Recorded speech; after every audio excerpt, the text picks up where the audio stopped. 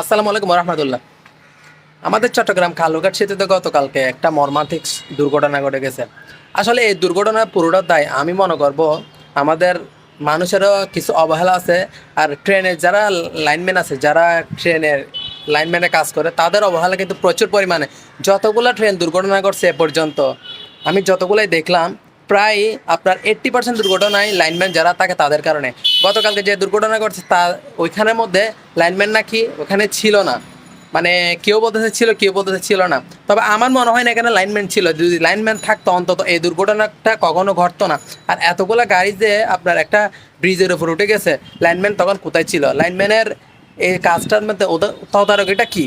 এতগুলা গাড়ি একটা ব্রিজের উপর উঠে গেছে, ওই দিক থেকে একটা আচমকা ট্রেন চলে আসছে, এতগুলা মানুষের যে প্রাণহানি, এতগুলা মানুষ যে আহত হয়েছে, এটা দায়ভার কে নিবে? এটা দায়ভার কি সরকারে নিবে?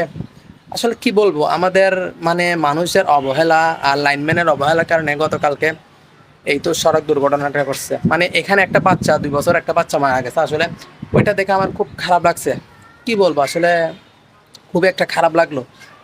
খুবই একটা মানে দুঃখজনক ঘটনা ঘটে গেল গতকালকে। আর মাত্র ঈদের বাকি একটা দিন, এর আগে এই পরিবারগুলো থেকে মানে মানে সুখের ছায়া নেমে আছে পরিবারের মধ্যে। খুবই মর্মান্তিক।